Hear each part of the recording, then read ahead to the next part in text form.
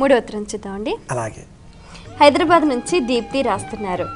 రథసప్తమి నాడు జిల్లేడు ఆకులతో స్నానం ఎందుకు చేస్తారు తెలియచేయగలరు అంటూ రాస్తున్నారు. జిల్లేడు సామాన్యంగా ఇండ్లలో పెరగదు.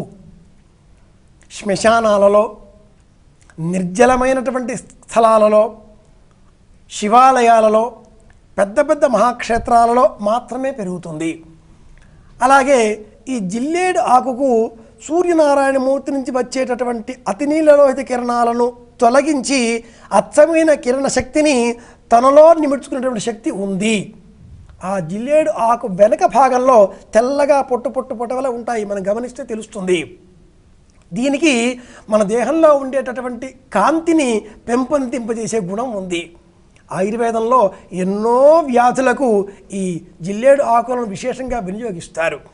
కనుక ఈ జిల్లేడు ఆకులను ఈ మాఘమాసంలో, ఇక నుంచి అంతా చలికాలమే, శిశిర ఋతువు, ఆకులు రాలిపోతూ ఉంటాయి, చలి పెరుగుతూ ఉంటుంది.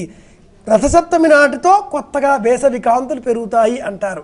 కనుక ఇలా మనం జిల్లేడు ఆకులను వినియోగించి స్నానం చేయాలి. రేగు పండుగలో కూడా సూర్యకాంతి అధికంగా ఉంటుంది కనుకనే జిల్లేడు ఆకులు, రేగుపండు, బదరీ ఫలం దీనిని శిరస్సున పెట్టుకొని లేదా రేగుపండు వీటిని శిరస్సున పెట్టుకొని స్నానం చేయాలి, వినియోగించాలి.